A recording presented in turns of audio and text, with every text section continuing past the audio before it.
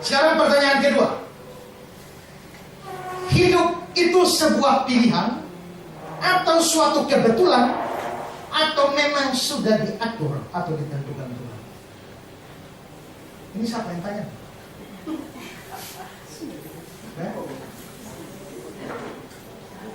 Ini pertanyaan seperti ini, ya. Saya tulis buku ini untuk khusus ini. Ini kira-kira bukunya kira-kira 150 halaman. Hanya khusus bahas model seperti ini. Sepotong ini, ya. Nah, ini pertanyaan yang sangat-sangat suka, saudara. Tapi saya akan coba, ya. 150 halaman itu saya bagi ke saudara dalam beberapa menit ini, ya. Jadi ini ada pertanyaan, hidup itu kebetulankah? Atau karena hasil kita pilih ini dan bukan pilih itu? Ataukah semua sudah Tuhan tentukan dan tetapkan? Nah, ingat, kunci kita adalah Alkitab. Kita kembali pada Alkitab. Apa yang Alkitab katakan tentang itu. Sekarang saya mengajak kita melihat Mazmur 139 ayat 16. Mazmur 139 ayat 16 berbunyi begini. Matamu melihat selagi aku bakal anak. Ya, jadi aku belum anak, baru bakal anak saja Tuhan sudah lihat. Dan dalam kitabmu, kitabnya Tuhan, semuanya tertulis hari-hari yang akan dibentuk sebelum ada satu pun daripadanya. Jadi ini hari-hari yang panjang ini kita belum ada. Tapi dalam kitab Tuhan, Tuhan sudah tentukan apa yang akan terjadi di hari-hari dari orang ini. Waktu dia masih bakal anak, Tuhan sudah tahu dia. Tapi hari-harinya akan bagaimana? Tuhan tahu nanti umur sekian, lu akan masuk SD, di SD Hosana, gitu. Setelah itu pada kelas 5 lu tidak naik kelas, ya kan? Setelah itu lu akan tamat, lu akan pacaran dari ini, lu akan kawin dari ini, bla bla bla bla bla bla. Lu mati di sini karena pesawat terjun ke laut. Nah, gitu. Jadi sebelum ada hari-hari itu dikatakan dalam kitabmu sudah tertulis semua hari-hari yang akan depan. Berarti apakah ada kebetulan? Tidak. Semua jalan hidup kita dari lahir sampai mati Tuhan tentukan. Tuhan tetapkan semua itu. Apakah Tuhan tetapkan separuh, lalu separuh tergantung kita? Lihat kembali hati ini. Terus, matamu melihat selagi aku bakal anak dan dalam kitabmu semuanya tertulis. Dan itu berarti bahwa tidak ada satu pun kebetulan. Semuanya, sampai yang kecil-kecil pun itu ada. Bahkan hal-hal yang remeh, hal-hal yang kecil, hal-hal yang kelihatan bagi kita tidak berarti, Tuhan ikut campur dalam urusan begitu. Matius 10, 29-30. Bukankah burung pipit dijual 2 ekor seduit? Namun seekor pun daripadanya tidak akan jatuh ke bumi di luar kehendak Bapamu. Burung itu tidak mungkin jatuh kalau Tuhan tidak menghendaki. Jadi kalau lu jago fitikal mana pun, lu jago tembak mana pun, ya kalau lu tembak, tapi Tuhan tidak tetapkan dia jatuh, pasti dia lolos itu burung. Tapi kalau tembak dan dia jatuh, itu ada dalam kehendak Bapa. Sekarang kalau burung jatuh saja Tuhan tetapkan, masakan urusan burung saja Tuhan tetapkan, apalagi manusia. Ayat 30. Dan kamu, rambut kepalamu pun terhitung semuanya.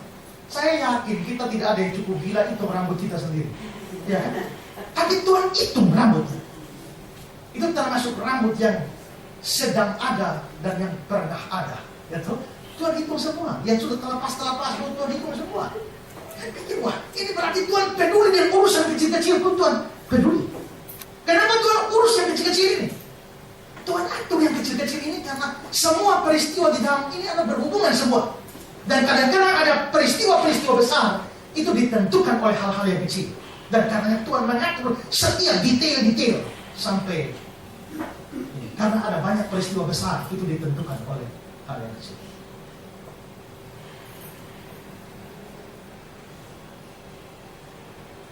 Ada satu peristiwa besar, saya kira kita semua tahu. Berapa tahun yang lalu kan saya melayani bersama ibu-ibu semua tuh. Tapi akhirnya saya harus keluar dari sini. Waktu itu rasanya agak tidak enak. Tapi setelah itu saya sadar, ternyata ini semua rencana Tuhan. Mengapa? Kalau habis pikir begitu saya rasa-rasanya, aduh. Tapi saya bersyukur bahwa saya keluar, tapi ternyata hubungan tetap bagus. Tapi kenapa sudah tahu kenapa bisa begitu? Saya cerita urut akar masalahnya. Di mall diadakan bukan lomba, pas mau Natal tahun 2007 itu ada acara jumpa Sinterklas. Lalu ada satu jemaat kita, mamanya mau antar anak nonton Sinterklas, bapaknya bilang tidak usah. Maka bapak dan mama ini berkelahi gara-gara pergi Sinterklas atau tidak. Lalu mereka putuskan, kalau begitu kita tanya Pak Esra saja. Maka jemaat ini telepon saya, Pak Esra ini bagaimana Sinterklas? Saya jawab, Sinterklas itu asalnya dari sini. Jelaskan panjang. Lalu jemaat bilang, Pak, ini penjelasan bagus, tapi kalau kami berdua saya dengar, lebih baik khotbah di mimbar pas Natal. Saya bilang, iya juga, bagus juga. Akhirnya saya khotbah itu di sini. Setelah saya khotbah di mimbar ini, ada orang datang lagi bilang, Pak, tapi masa ini bagus sekali, masa kita agak bisa yang dengar. Alangkah bagusnya kalau banyak orang Kristen yang dengar, coba muat di koran. Iya juga ya. Akhirnya khotbah yang dari mimbar agak ini saya kasih pindah di koran. Tapi kalau saya kasih pindah di koran, persoalan utamanya hanya pada kalimat pertama. Kalimat pertama itu khotbah itu bilang begini. Dalam gereja Katolik ada banyak yang sudah bergeser dari Kristus kepada Maria. Misalnya doa kepada Yesus dialihkan pada doa pada Maria. Tapi dalam hal Natal, dalam hal Sinterklas, pohon Natal dan sebagainya, bagi saya Katolik, Protestan, Pentakosta banyak yang bergeser. Nah, gara-gara satu kalimat yang Katolik itu jadi masalah. Dua pastor tanggapi. Begitu dua pastor tanggapi, saya pikir tanggap balik atau tidak. Akhirnya saya keputusan tanggapi balik. Lalu mereka tanggapi lagi, lalu saya tanggapi lagi. Akhirnya jadi heboh. Lalu sampai mau lapor di sana dan ujung-ujungnya akhirnya saya keluar. Saya keluar juga, saya tidak terus terang bagi ibu, saya tidak ada bakat jadi pendeta jemaat. Berpikir, ya. Kalau soal khotbah dan mengajar oke lah, tapi kalau pegang gereja tuh saja. Saya tidak mau. Tapi ada orang tertentu yang saya khotbah di sini mereka ikut, saya khotbah di sini mereka ikut, saya khotbah di sini mereka ikut. Lama-lama terus daripada mereka ikut-ikut, lama dulu. Siap satu tempat lawan aja mereka. Pikir panjang dan berdoa. Akhirnya saya ada keputusan ya, benar ini ada gereja. Jadi kalau diurut panjang, ini satu gereja berdiri, ujungnya akar pertama dari mana sebenarnya? Akar pertama dari itu jemaat yang berkelahi gara-gara Sinterklas.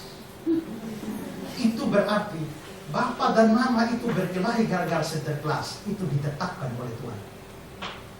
Karena apa Tuhan tetapkan hal kecil? Karena ada perkara besar yang akan terjadi berhubungan dengan peristiwa kecil ini. Jadi Tuhan memang mesti tetapkan semua.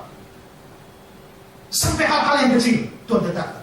Saya kasih kutipan dari John Calvin. Calvin bilang begini, tetapi setiap orang yang telah diajar oleh Kristus bahwa semua rambut kepalamu pun terhitung, akan melihat bahwa jauh untuk satu penyebab dan akan menganggap bahwa semua kejadian diatur oleh rencana rahasia dari Allah. Jadi kita semua hadir di sini, ya, dan segala macam itu diatur oleh rencana rahasia yang kita tidak tahu. Semua diatur Tuhan. Misalnya hujan tidak turun sendiri, itu diatur oleh Tuhan. Lihat ayat 28. Ketika ia menetapkan kekuatan angin, jadi angin itu kalau angin sepoi-sepoi juga Tuhan atur. Menetapkan kekuatan angin puting beliung juga mesti diatur. Dia yang atur ketetapan angin, mengatur banyaknya air. Nah, jadi kalau banjir besar, nah itu mesti dia yang atur. Kan dia mengatur banyaknya air. Ayat 26. Ketika dia membuat ketetapan bagi hujan, bayangkan saudara, hujan saja Tuhan bikin ketetapan, dan jalan bagi kilat buruk. Jadi kilat buruk punya jalan itu juga dalam ketetapan Tuhan. Ayat 37, 6, 11, 12. Karena kepada salju dia berfirman, jatuhlah ke bumi, dan kepada hujan lebat dan hujan deras, jadilah deras. Berarti hujan deras pun Tuhan atur itu. Awan pun dimuatinya dengan air, dan awan memencarkan kilatnya. Lalu kilat menyambar-nyambar ke seluruh penjuru menurut pimpinannya. Berarti kilat sambar sini sana. Itu dipimpin Tuhan. Berarti dalam urusan kilat, angin, hujan, Tuhan atur. Bahkan saudara ya, kalau di sini hujan, di sebelah tidak hujan, saudara jangan pikir kebetulan. Tuhan atur itu. Amos 4 ayat 7. Aku pun telah menahan hujan daripadamu ketika 3 bulan lagi sebelum panen. Aku menurunkan hujan ke atas kota yang satu, tidak menurunkan hujan ke atas kota yang lain. Ladang yang satu kehujanan dan ladang yang lain tidak kena hujan menjadi kering. Aku yang lakukan, aku lakukan. Berarti hujan, kilat, apapun Tuhan atur semua. Bahkan dalam hal yang paling kelihatan kebetulan, sebenarnya tidak kebetulan. Lihat Keluaran 21 ayat 13. Ini urusan pembunuhan. Tapi jika pembunuhan itu tidak disengaja, ini pembunuhan tidak sengaja. Kalau rencana balas dendam, kalau pergi tusuk orang, itu pembunuhan sengaja. Tapi ini pembunuhan tidak sengaja. Pembunuhan tidak sengaja itu misalnya gimana?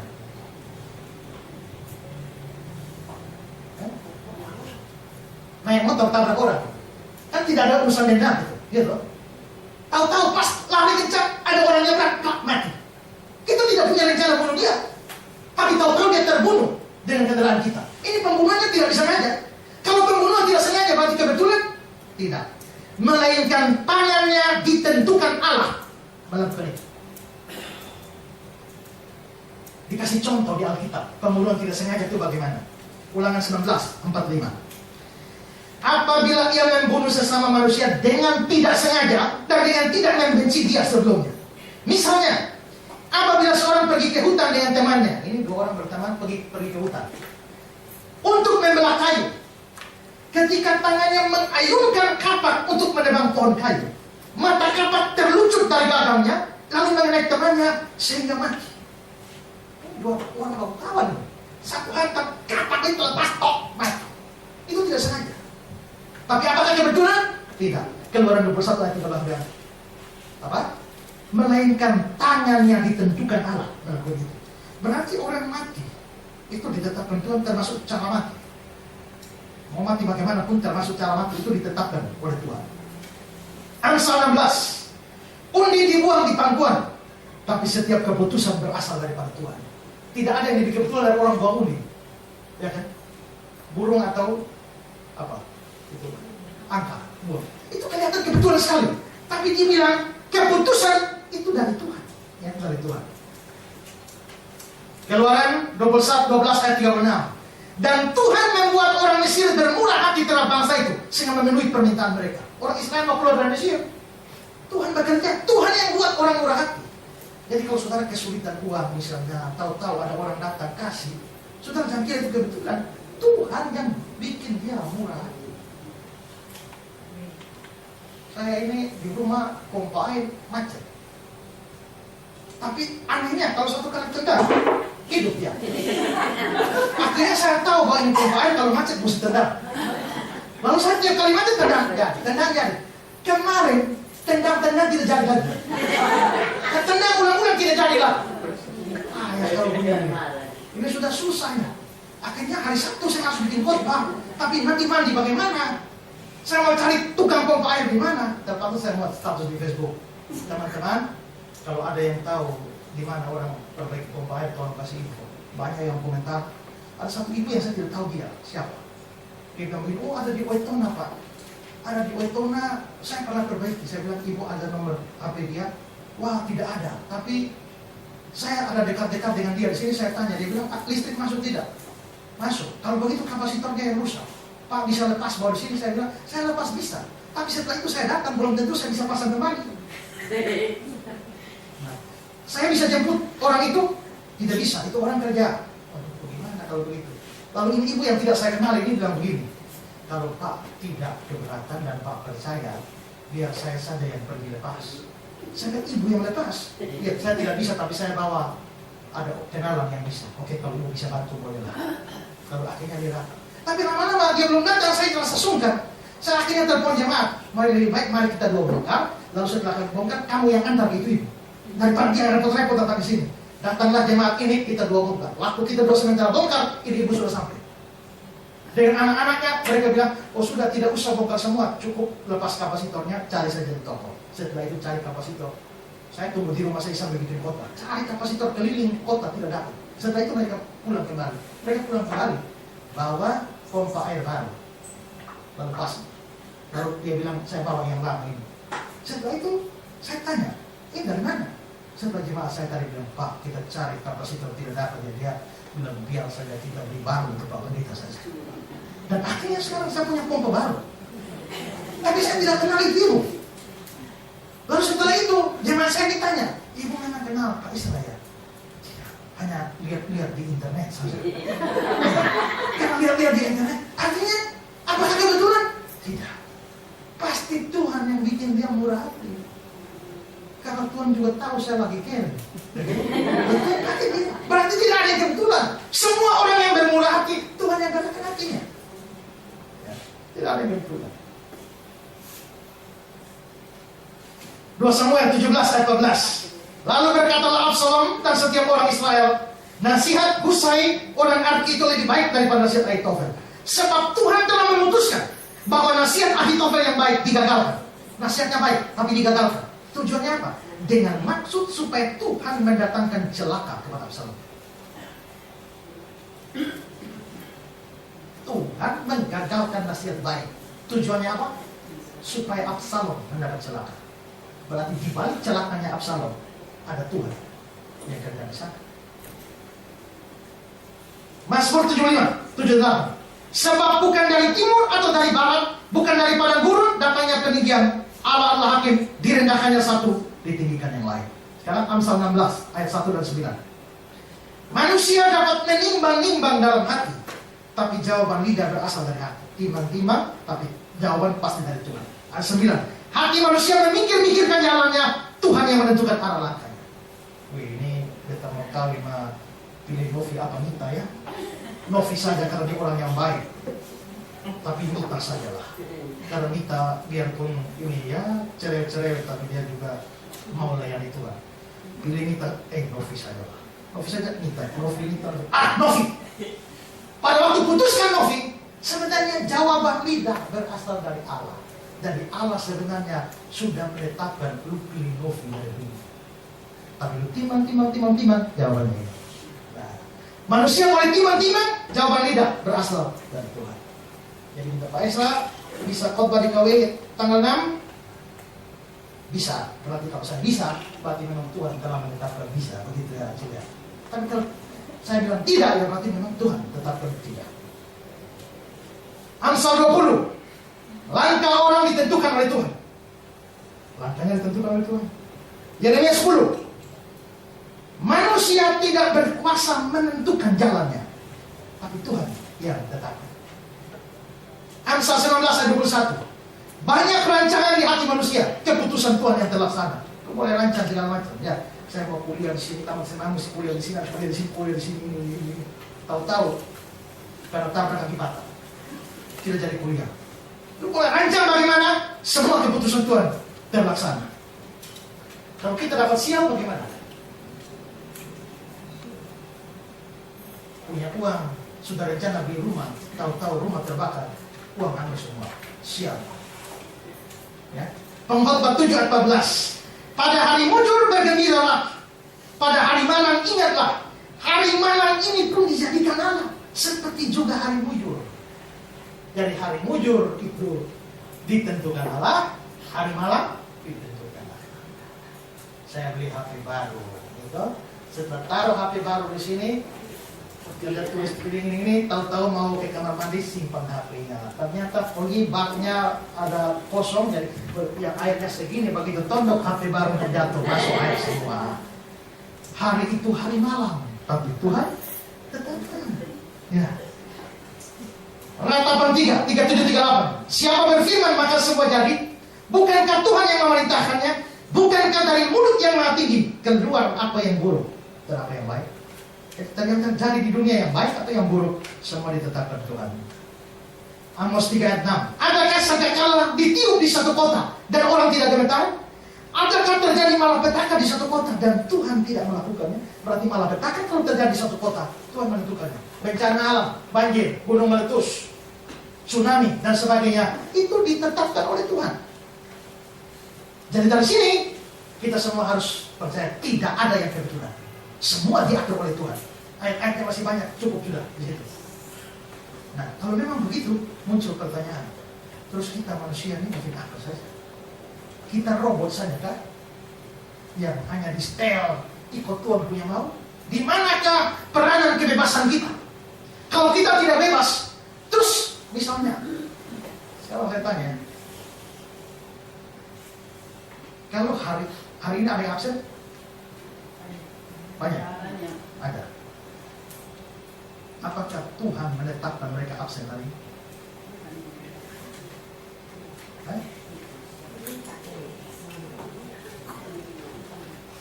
Apakah loh? Berarti dalam hal mereka tidak hadir, tidak ditetapkan Tuhan? Tapi semuanya ditetapkan Tuhan.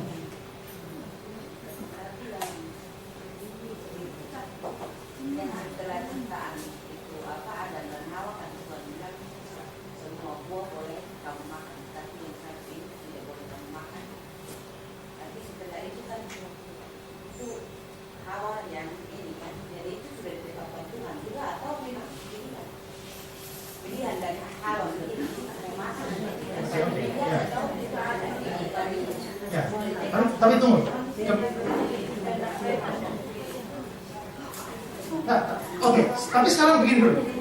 Kita tadi sepakat semuanya ditetapkan Tuhan. Kalau sampai ada yang absen hari ini, tentukan Tuhan tidak. Kalau kita bilang tidak ditentukan Tuhan, berarti Tuhan tidak tentukan semua. Tapi ayat-ayat tadi bilang semua Tuhan tentukan.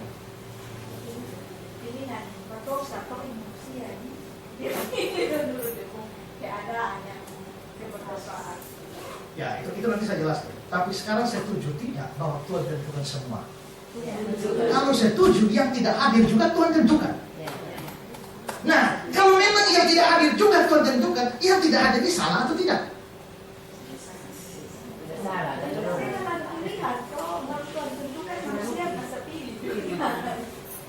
Mestinya tidak salah ya, Tuhan yang tentukan kok. Tapi apakah tidak salah? Tidak, tetap salah. Lah kok mana adilnya? Tuhan yang tentukan, kalau saya yang salah? Tidak. Perhatikan, Alkitab mengatakan Tuhan menentukan, tapi kebebasan manusia tidak dibuat.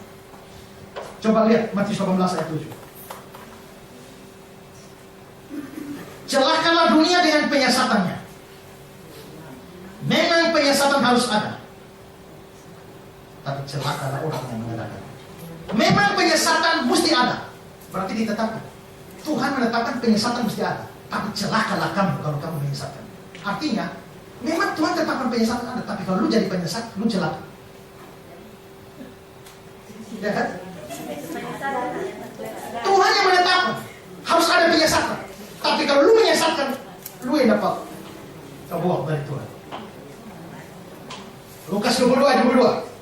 Sebab anak manusia memang akan pergi seperti yang telah ditetapkan, yaitu Yudas jual dia. Ya. Jadi Yudas jual Yesus ini ditetapkan. Setuju tidak? Mesti setuju. Ayatnya anak manusia memang akan pergi seperti yang ditetapkan. Berarti Yudas jual Yesus, dia ditetapkan. Akan tetapi celakalah orang yang olehnya jadi diserahkan. Jadi Tuhan menetapkan Yudas akan mengkhianati Yesus. Tapi waktu Yudas menjual Yesus, Yudas sendiri celaka. Jadi, kalau ada yang absen ini hari, ya, Tuhan menetapkan, ya. Tapi apakah yang tidak datang ini hari boleh bebas? Tidak. Itu bersalah dan berdosa. Ya. Tuhan menetapkan. Ya. Terjadi sesuatu kesalahan itu. Begitu kesalahannya, orangnya bertanggung jawab. Tapi kayaknya tidak adil ya. Tidak adil karena apa? Oh, Tuhan yang tentukan. Kenapa manusia yang dihukum? Tuhan yang tentukan Yudas. Lalu kenapa hukum Yudas? Tuhan yang tentukan ada penyesatan. Kenapa menghukum penyesatan? Nah, ini agak suka. Tapi saya akan jelaskan. Minimal saya punya dua jawaban. Jawaban begini. Biarpun Tuhan tetapkan itu terjadi, tapi pada waktu itu terjadi, Tuhan tidak paksa itu orang untuk melakukan itu. Tapi itu orang melakukan dengan kebebasan sendiri. Tuhan tetapkan si A tidak datang kebaktian. Tapi bukan si A mau kebaktian lalu Tuhan paksa-paksa, sudah lu tak usah pisu. Tidak. Waktu Tuhan tetapkan si A tidak kebaktian, si A menentukan dari diri sendiri bahwa dia tidak mau kebaktian. Jadi Tuhan tidak paksa. Dasar Alkitabnya Amsal 16. Luar biasa. Manusia menimbang-nimbang dalam hati, tapi jawaban lidah berasal dari Tuhan. Jawaban lidah ini berasal dari Tuhan, ini ketetapan. Tapi apakah manusia tidak bebas? Tidak, dia bebas. Kenapa? Karena dia bisa menimbang-nimbang. Dia menimbang ini, menimbang itu, menimbang ini, menimbang itu. Ini saja. Berarti dia bebas. Dan dia bebas dengan pilihan. Dia akhirnya memilih yang ini. Pada waktu dia memilih ini, tanpa dia ketahui, Tuhan telah menetapkan itu. Ya, ini hari pakai baju merah atau baju biru. Merah, biru, biru sajalah. Apakah Tuhan paksa lu pakai baju biru? Tidak. Lu ambil keputusan sendiri pakai baju biru. Tapi pada waktu lu ambil keputusan pakai baju biru, tanpa lu sadari, Tuhan telah menetapkan sebelumnya, lu akan pakai baju biru ini hari. Ya. Coba, Amsal 16 ayat 9. Hati manusia memikir-mikir jalannya, tapi Tuhanlah yang menentukan arah langkahnya. Ya kan? Tuhan yang menentukan arah langkah. Itu ketetapan. Tapi bukan berarti kita robot. Kenapa? Karena kita bisa pikir-pikir jalan kita. Aduh, kuliah di mana ya? Atau tinggal di mana ya? Atau buka usaha apakah? Ini kah? Atau itu kah? Ini kah? Kita pikir-pikir sendiri. Lalu kita ambil keputusan. Tanpa kita sadari keputusan kita itu sudah ditentukan oleh Tuhan. Jadi Tuhan tidak paksa kita. Itu alasan pertama. Alasan kedua, ini prinsip sekali.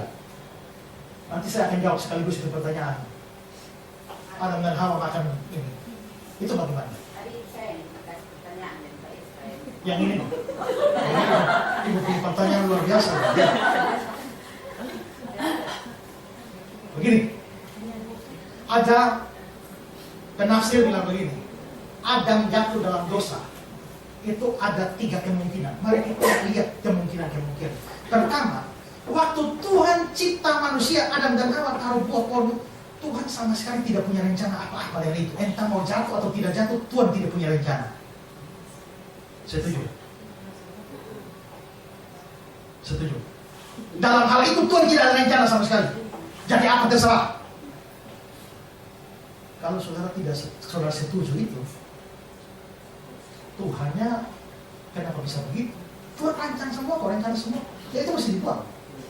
Sekarang kemungkinan kedua, Tuhan merencanakan manusia suci. Itu rencana Tuhan.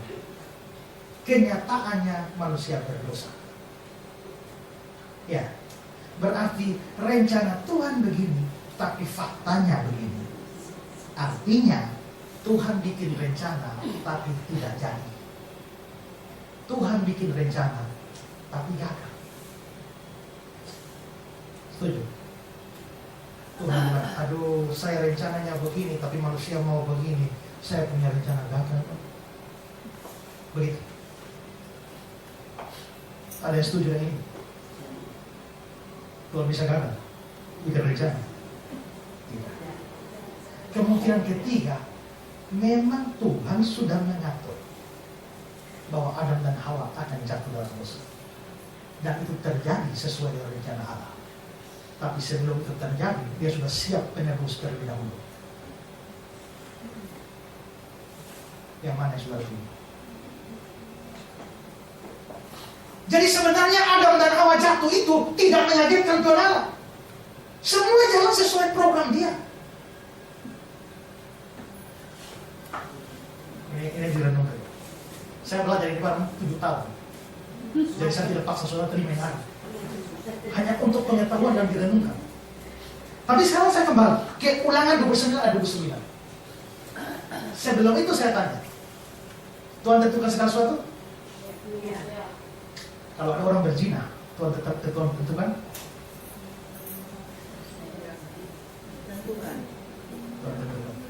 Karena dia pemilihan, bukan Pak ada yang pilih ini, hanya pilih berzina. Ya. Jadi salah. Oke. Dia salah, Tuhan tentukan, tapi dia tetap salah. Ya. Kenapa bisa begitu? Sekarang Ulangan 29 ayat 9. Hal-hal yang tersembunyi ialah bagi Tuhan. Jadi kalau yang tersembunyi, yang tidak kasih tahu kita itu Tuhan punya. Jangan kau campur. Tapi hal-hal yang dinyatakan ialah bagi kita. Jadi kalau dinyatakan itu bagi kita. Dinyatakan di mana? Hukum Taurat. Hukum Taurat di firman Tuhan. Jadi kalau Tuhan kasih di firman lu pembagian, lu pembagian tanpa baca, jadi lu taat. Tapi yang Tuhan tidak kasih tahu lu, itu bukan pembagian. Jadi hidupmu harus ditentukan oleh yang tertulis di dalam firman Tuhan. Jangan rencana Tuhan yang rahasia. Saya kasih contoh begini. Kalau ada orang sakit, boleh ke rumah sakit? Dia mungkin berpikir, untuk apa ke rumah sakit ya? Kalau Tuhan tetapkan saya sembuh, pasti tidak ke rumah sakit dulu saya sembuh. Tapi kalau Tuhan tetapkan saya mati, untuk apa pergi rumah sakit? Saya pergi rumah sakit juga, pasti mati juga. Jadi lebih baik tidak usah ke rumah sakit. Begitu? Tidak. Mengapa? Pertanyaannya sekarang lah, lu tahu dari mana Tuhan tentukan lu mati atau tidak mati? Lu tahu dari mana? Lu tidak tahu kan? Itu rahasia Tuhan. Kalau itu rahasia Tuhan, lu jangan cari patokan, itu bagian Tuhan. Yang lu lakukan apa? Yang dinyatakan itu bagimu.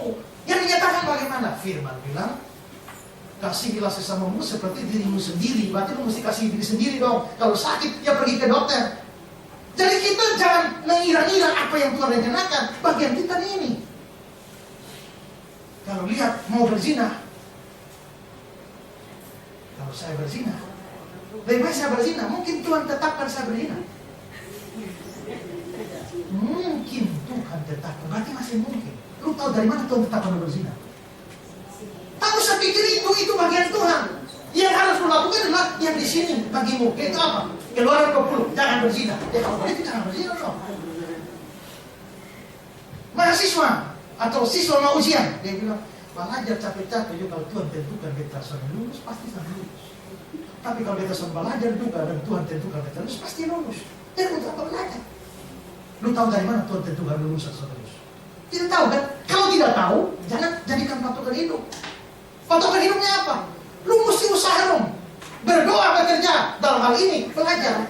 Maka lu mesti belajar. Ya kan? Nah, jadi begini. Kebanyakan hal-hal jodoh juga begitu ya. Tapi diam-diam saja. Kalau Tuhan kasih pasti datang sendiri. Mau usaha bagaimana juga, kalau Tuhan tidak kasih pasti dia tidak datang. Ya lo dari mana lo tahu Tuhan kasih jodoh tidak jodoh?